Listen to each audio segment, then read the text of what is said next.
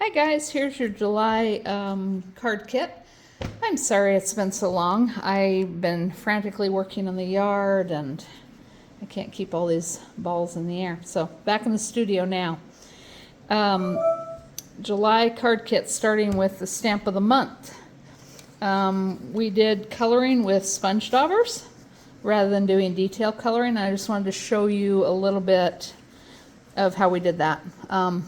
This one's partly colored already, but so grabbing the sponge dauber and the ink, you just add the, I go in circles, don't pounce. Okay, if you pounce, you'll get a circle. Rub, you want to rub, all right? And go outside the lines. That's how you get this kind of halo effect, and it's really pretty. And then I did the same thing for the flowers. I used honey butter, wisteria, peach, and sage for the sentiment, okay? So that's how we did that coloring. Stamp of the month, we used the mix-in papers. We also did a little gold shimmer brush on the hive and on the flowers. That's it. You just have the coloring to do in the assembly. If you don't have sponge daubers, you can use little sponges on that. Okay, second card. The card making kit for Cape Cod. There's just a few left. It's sold out right away. They ordered more. It's sold out. They ordered more. And it's running low again, and that'll be it because we just have a couple weeks left in the period, catalog period. Believe it or not, it's an awesome kit. Has the stamp set, the dies, and everything you need to make 16 cards. You just need a few inks for each of these 4 cards, okay? So we did this card. This is stamped. This is background stamping on the periwinkle paper. We cut out some dies. So the dies are freestanding. That's what I like about this one. You can use them for scrapbooking. They aren't, what I'm saying is they aren't stamped. Okay, so you get the whole schmeal deal just with the dies themselves. I wanted to show you really quick how we colored the shells. So I don't have the right color here, but you'll get the idea. This is, you squeeze the stamp pad, open it up, and you've got color in the lid.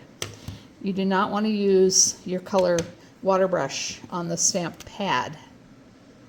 It could, it's going to get water in your pad. You pull water from the lid. Okay, and it depends on how much water you have in the brush and how much ink you pull from the lid. You can see I've got quite a bit of water. One way I get less water is just by running over it with my fingers. And that is how we colored the shells, okay? I used Lagoon on the starfish and Toffee on the other shell. White gel pen for stitch marks. And that's about it. It's really just a really fun set. The other thing is we didn't use it in this class. I used it in my Scrapbook Palooza, but I wanted to show you the Cape Cod scrapbooking stamp set in thin dies. Really neat. This is just the thin dies in one of the stamps. So they're made to look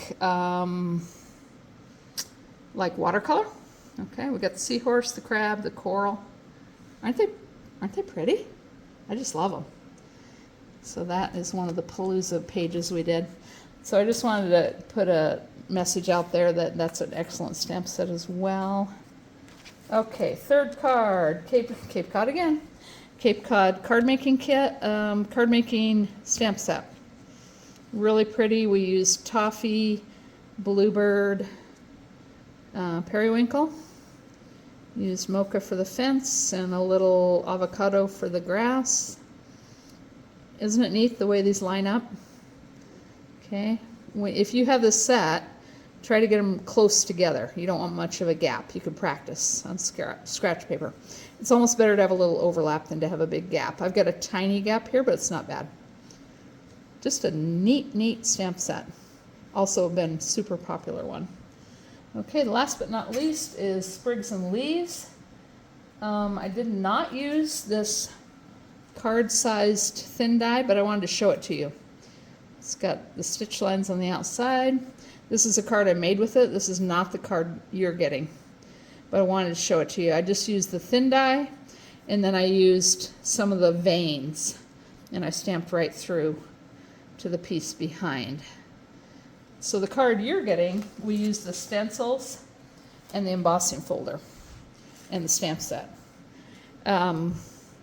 So first you emboss it, then you use the background color of the stencil, which was Seabrook for us, and then we used with the detail or shading part of the stencil, we used Rosemary. And then we stamped a few of the veins. I didn't do them all, just did some of them. There's a vein for each stamp. Each one has its own. Okay, here's the stamp set.